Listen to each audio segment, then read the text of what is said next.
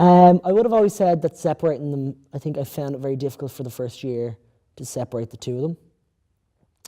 And it wasn't till I started doing it that I realised that they are incredibly different people. I've noticed that when I'm in drag, it's like turned into a completely different person. It's the character then that you're seeing, and it's not me at all. My name is Conor Brown. I'm 23 years of age. I'm doing my BA in Theatre Studies. I do drag on the side, and at the moment I'm working in hospitality part-time, which I despise. A lot of queer people have probably done drag for the laugh or something once or twice and would enjoy watching it and all that kind of stuff, and you know, when they're out, they looking up and they're like, oh, that'd be so much fun. But I mean, it's one thing that I definitely realised that, like, I used to love watching drag. I used to go to the George and I just used to stand on the balcony and just look down the entire time, not even go to the bar or to the toilet or smoke for the whole time. I would just stare at them and watch it and enjoy it. And I always thought, oh my God, like, I could totally get up there and do that. Like, I love dancing, you know, I'm an actor, so the lip syncing might be easy. Completely different story when you actually get into the makeup, get into the heels and do it yourself. Everything has to be choreographed, everything has to be locked up tight. So it's definitely tough to do it, I will say. Fundamentally, it's an art form. It's putting on the makeup, it's putting on the heels, it's putting on fabulous outfits, and it's getting up in performance. If you look at it in all of its basics, that's what it is. And it's also a little bit of the expression of queer people's oppression. So I mean, that's not mine. You can't quote me on that one. That's my friend John's. So you know, it's all of those things, and so I really think that the door should be wide open for anyone to express themselves through drag, because it's an incredibly fun and entertaining platform to stick it to the man, for want of a better word.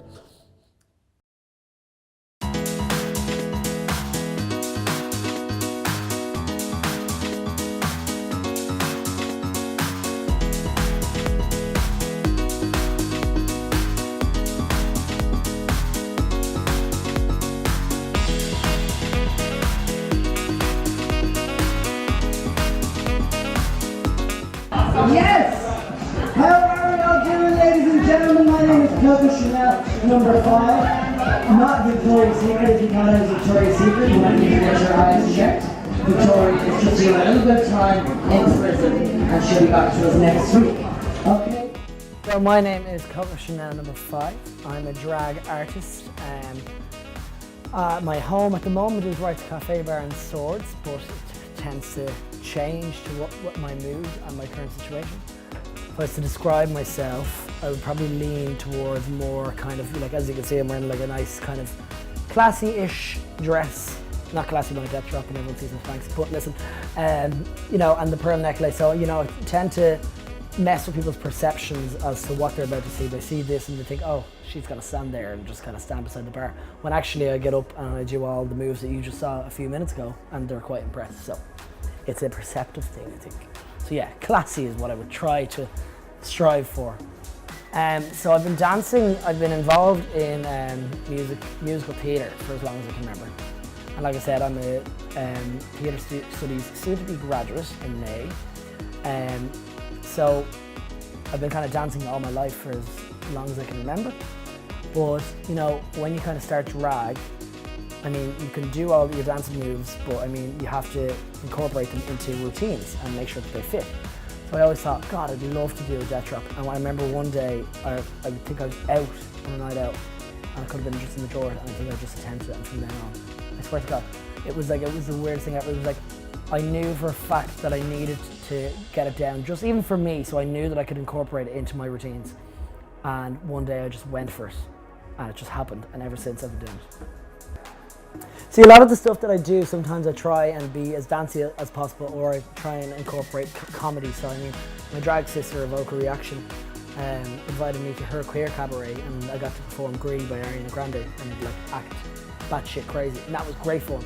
But then there's also gigs where my wig had flown off, and that was hilarious. And then there was gigs where straight men were coming up to me at the bar and asking me to go home. Like, I can't possibly pick one, because every single time you do it, it's completely different. This was great though. This was definitely top 5, this gig.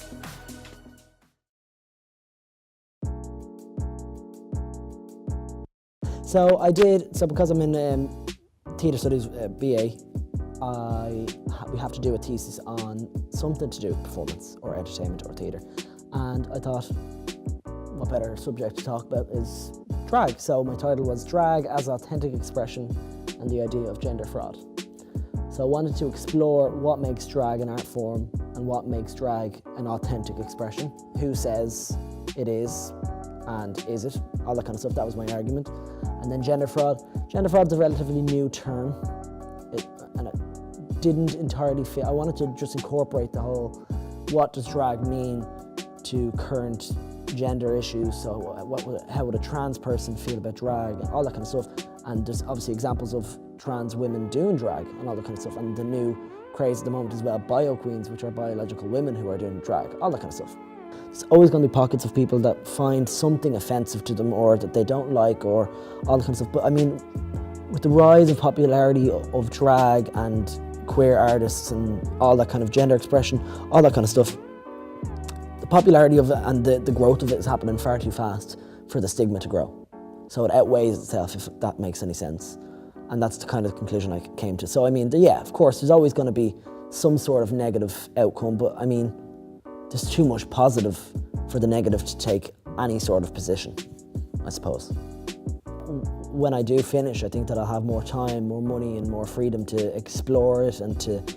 I'm not really sure what the future holds for that, in that regard. I wouldn't like for drag to take a back seat and just be full-time, like part-time all the time.